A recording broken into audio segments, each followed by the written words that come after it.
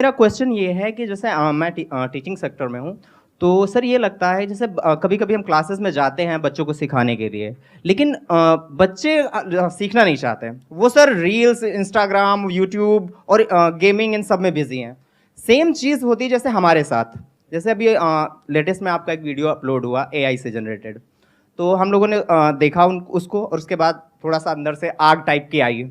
फिर उसके बाद हमने पढ़ना शुरू किया चीज़ों को, एआई क्या होता है, कौन-कौन से इस समय टूल्स चल रहे हैं एआई के। लेकिन सर मैंने फिर से ये ऑब्ज़र्व किया और काफ़ी लोगों को मैंने शेयर भी किया कि वहाँ पे हमें ये तो समझ आया कि हमें एआई टूल्स के बारे में जानना चाहिए, उनको सीखना चाहिए, लेकिन फिर भी हम सीखते क्यों नहीं उनके बारे में? फिर हम गिव अप कर देते हैं, फिर वही रील्स और Instagram, YouTube reels, Facebook reels यही सारे में बिज़ी हो जाते हैं। तो कहीं न कहीं सर ये जानते हुए भी कि हमें अपना टाइम वेस्ट नहीं करना चाहिए, फिर भी हम अपना टाइम वेस्ट करते रहते हैं। अच्छा, एक बात बताइए, मेरा आपसे एक क्वेश्चन है। आपने एक क्वेश्चन पूछा, मैं आपसे एक क्वेश्चन पूछ सकता हूँ? Yes sir, yes sir.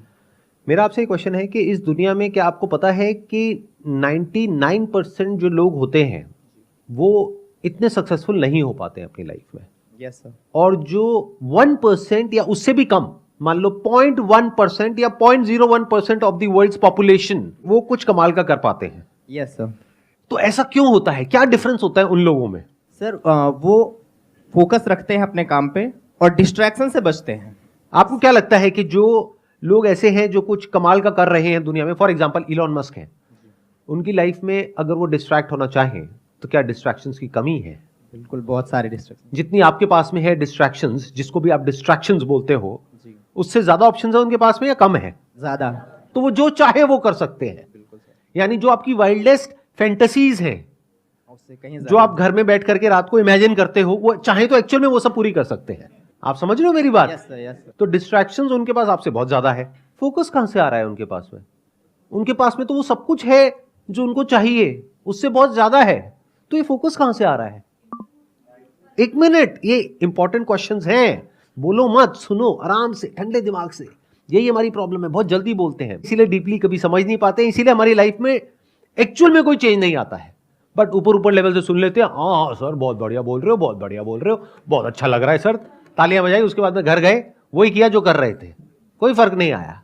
Sir मुझे लगता है कि वो एक बार जो गोल उन्होंने डिसाइड कर लिया, उसी से रिलेटेड चीज़ों को पढ़ते हैं, उस गोल से रिलेटेड लोगों से मिलते हैं, उनके साथ में उठते बैठते हैं, तो वैसी ही बातें होती हैं। ऐसा तो नहीं है। अगर आप इलोन मस्क की लाइफ को ध्यान से स्टडी करोगे तो देखो उन्होंने अपनी लाइफ में क्या क्या किया। So there is no one particular goal in his life, there are multiple goals. उनकी एक कंपनी है जो कुछ और ही कर रही है, दूसरी है जो कुछ और ही कर रही है, तीसरी है जो कुछ और कर रही है। तो ऐसा भी नहीं है कि उनका कोई एक ही गोल है जिसके ऊपर वो फोकस्ड है, जैसा हमको लगता है।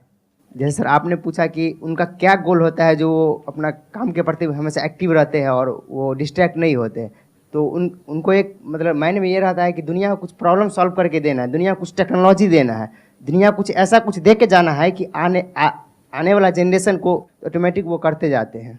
एक बात को मेरी ध्यान से समझना, एक है जो कहानी आपको सुनाई जाती है और एक है जो कहानी एक्चुअल में होती है। दोनों में जमीन आसमान का फर्क होता है।